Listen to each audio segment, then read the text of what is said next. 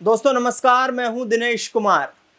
आज बात करेंगे जल के लिए संघर्ष की। जल ही जीवन है, जल है तो कल है। ये स्लोगन आपने सरकारी दावों में तो खूब पढ़े होंगे, लेकिन जब जीवन को बचाने के लिए, जल की उपलब्धता के लिए संघर्ष करना पड़े तो ये दिखाता है कि सिस्टम कितना असंवेदनशील है। यह मध्य प्रदेश के झाबुआ जिले के कई गांवों में अधूरा मिशन नजर आता है। सरकारी रिकॉर्ड में करोड़ों रुपए खर्च और योजनाएं पूरी होने की बात है, लेकिन जमीनी हकीकत अलग ही कहानी बयान करती है। हमारी टीम ने जिले के कई गांवों का दौरा किया, जल जीवन मिशन की जमीनी स्थिति का जायजा लिया और यह जानने का प्रयास किया कि आखिरकार क्या जो योजनाएं हैं उनका सही क्रियान्वयन हो पा रहा है।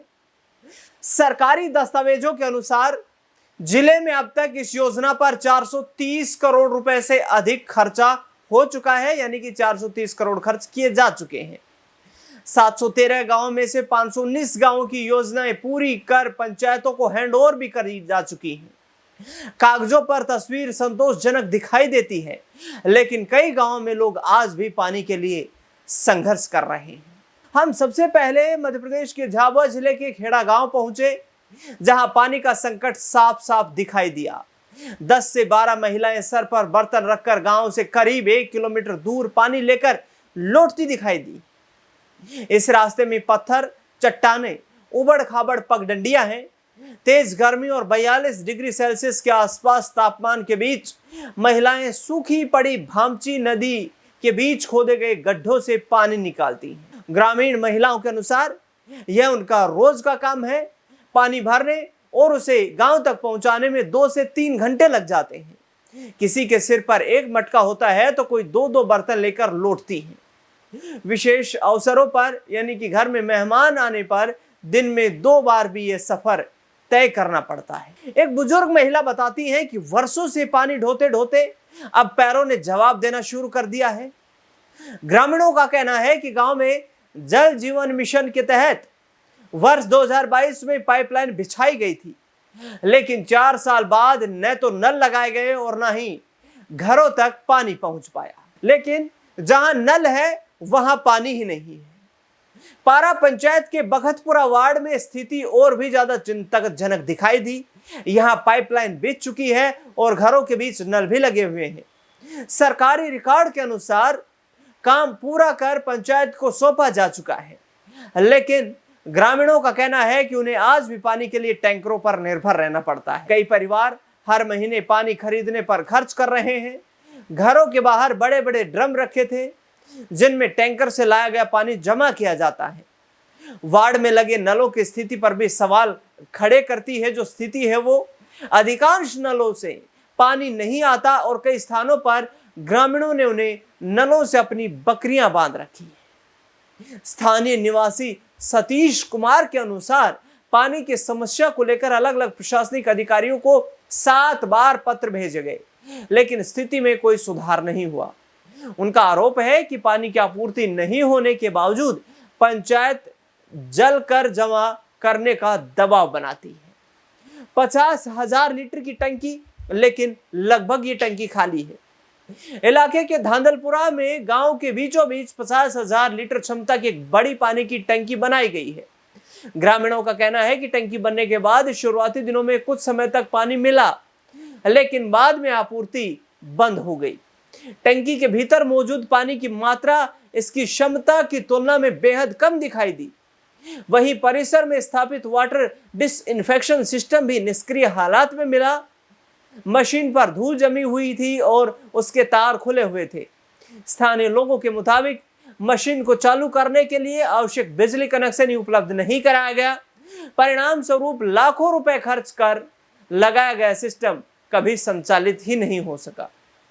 430 करोड़ रुपए खर्च, फिर भी संकट है। झाबुआ जिले के 713 गांव में 519 गांव में जल जीवन मिशन के कार्य पूरे कर पंचायतों को हैंडओवर किए जा चुके हैं। जिले में अब तक इस योजना पर लगभग 430 करोड़ रुपए खर्च हो चुके हैं। सरकारी रिकॉर्ड के अनुसार ये डाटा बता रहा हूं, खेड़ा गांव में लगभग 75 लाख रुपए के कार्य हुए हैं। पारा पंचायत में लगभग 50 लाख रुपए के कार्य किए गए हैं, जबकि धांधलपुरा में 1 करोड़ रुपए से अधिक की लागत से टंकी और पाइपलाइन का निर्माण किया गया है।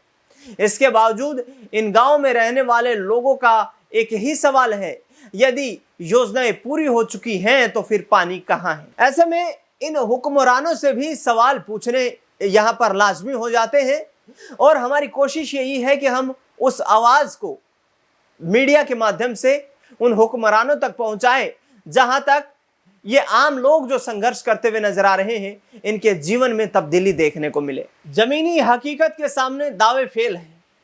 इस संबंध में लोक स्वास्थ्य यांत्रिकी विभाग के एग्जीक्यूटिव इंजीनियर जितेंद्र मावी का कहना है कि विभाग योजना पूरी कर पंचायतों को सौंप देता है।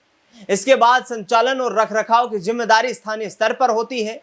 वहीं प्रदेश की पीएचई मंत्री संपतिया उइके का कहना है कि कई स्थानों पर भीषण गर्मी और भूजल में गिरावट के कारण जलापूर्ति प्रभावित हुई है। उन्होंने कहा कि मुख्यमंत्री के निर्देश पर विभाग इन समस्याओं के समाधान के लिए काम कर रहा है। हालांकि जमीनी तस्वीर कई सवाल भी छोड़कर जाती है। जब महिलाएं भीषण गर्मी में सूखी नदी के गड्ढों से पानी भरने को मजबूर हों, जब ग्रामीण टैंकर खरीदकर गुजारा कर रहे हों, जब करोड़ों की टंकियां लगभग खाली पड़ी हों और जब नल जल आपूर्ति के बजाय पशुओं को बांधने का साधन बन गए हों, तब योजनाओं की प्रभावशीलता और जवाबदेही पर सवाल उठना स्वाभाविक है। सरकारों को उठते सवालों का जवाब भी देना होगा। आम लोगों के प्रति जिन जन कल्याणकारी योजनाओं को बनाए जाने का दावा किया जाता है, आम लोगों के प्रति, जनता के प्रति सरकार की जवाबदेही भी तय होनी चाहिए, प्रशासन की जवाबदेही भी तय होनी चाहिए कि आखिरकार जो परिस्थिति दिखाई दे रही है वो परिस्थिति किस हालात में बनी है। 430 करोड़ रुपए, आप अनुमान लगाइए, इतना मोटा पैसा जल जीवन मिशन के तहत खर्च होने के बाद भी महिलाओं को 2 से 3 किलोमीटर जाना पड़े, अपने सर पर वो मटका रखकर, हाथ में कोई दूसरा बर्तन लेकर और पानी भरने के लिए उस सूखी पड़ी नदी के गड्ढे खोदकर वो पानी, उस चूते पानी को अपने घर में लाने के लिए मजबूर हो रही है। ये सरकार के कानों तक ये खबर जानी चाहिए और इसमें आपकी भूमिका काफी अहम हो जाती है। इस वीडियो को आप ज्यादा से ज्यादा लोगों तक शेयर करें ताकि सोए हुए उन हुक्मरानों के कानों तक ये आवाज गूंज सके कि हां, अभी भी भारत विकसित भारत बनने का जो दावा कर रहा है, वहां पर इस तरीके की छोटी छोटी समस्याओं से जूझ रहा है। ये समस्याएं छोटी नहीं, यहां तक कि समस्याएं इतनी भी हैं कि जीवन भर कुछ महिलाओं को पानी ढोते ढोते इतना शारीरिक कष्ट भी हुआ है कि उनका गर्भाशय तक खिसक गया है, जिसके चलते वो लगातार सरकार से गुहार लगाते हुए भी नजर आ रही है। इस खास रिपोर्ट में फिलहाल के लिए इतना ही। मुझे दीजिए इजाजत। नमस्कार।